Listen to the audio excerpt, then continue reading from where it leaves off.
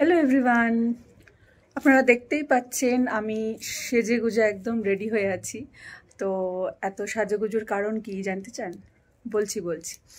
Actually আজকে বোনের বিয়ে বলতে অ্যানিভার্সারি, তো সেখানেই যাচ্ছি আর সেই জন্য রেডি হয়ে গেছি। খুব তাড়াতাড়ি ঝটপট রেডি হয়েছি। এখন বেরোচ্ছি, ওখানে পৌঁছে দেখাবো, বোনকেও দেখাবো, ভাইকেও দেখাবো, কেমন মজা করলাম সবই শেয়ার করব। সবাই সাথে থাকুন। এই যে দেখুন আমার মিষ্টি বোন আর হ্যান্ডসাম ভাই। এইটুক ফুলে এত বড় কেকের ভরবে। দেখায় আমার দুই হ্যান্ডসাম ভাইকে। হ্যালো রে বাবা। বিকি, সৌরভ, আর এই যে আমার শয়তান ফ্রেন্ডটা, এই যে মেকআপ আর্টিস্ট, কেক আর্টিস্ট, এই যে ডিজাইনার, ওই যে ব্লগের ওই পারে ব্লগার, মেকআপ আর্টিস্ট, এই যে মেকআপ আর্টিস্ট, এই যে আমার আরেক বোন লিসা। চাঁদের হাট বসেছে, চাঁদের হাট বসেছে আজকে সমস্ত পুরো একদম। আর এটা হচ্ছে সঙ্গীতার বানানো কেক। একবার দেখায়, সঙ্গীতা তো আমার অল টাইম ফেভারিট, তাও একবার দেখিয়ে দিই। যে চলে এসছে আমাদের আরেক সুন্দরী বান্ধবী। অনেকদিন পরে এরকম অকেশনেই তো বন্ধুদের সাথে দেখা হয়, বলো কতদিন পর আমাদের দেখা হলো, খুব ভালো লাগছে, মিস করছিলাম। হ্যাঁ, মনের কানেকশন যে আজকে দেখা হয়ে গেল, বলো। এইবার শুরু হয়ে গেল গ্র্যান্ড সেলিব্রেশন। দেখুন এখন মালা বদলের পালা, আর দুজনকে এত সুন্দর এত ভালো দেখে ভীষণ ভালো লাগে। ছোট ভাই বোনরা এত ভালো আছে, এত সুন্দর আছে, আর এত মিষ্টি দেখাচ্ছে আমার বোনটাকেও আজকে।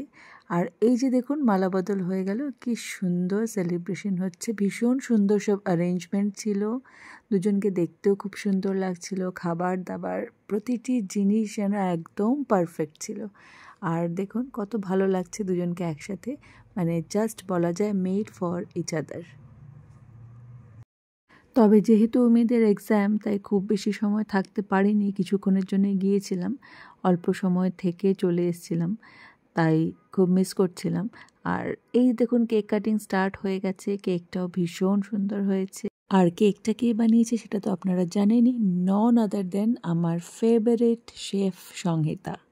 যাই হোক, আবার সেলিব্রেশনে কনসেন্ট্রেট করি। বিশ্বাস করুন সেলিব্রেশনটা এত সুন্দর ছিল, পাশে এত সুন্দর মিউজিক চলছিল, কিন্তু কপিরাইটের জন্য সেই মিউজিকটা আর অ্যাড করতে পারলাম না, সাউন্ডটা মিউট করে দিতে হলো।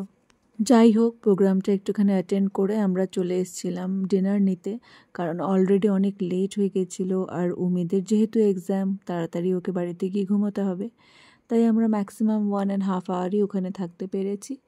এবার চলে এসেছি খাবার নিতে। দেখুন চারিদিকে অ্যারেঞ্জমেন্ট কত সুন্দর।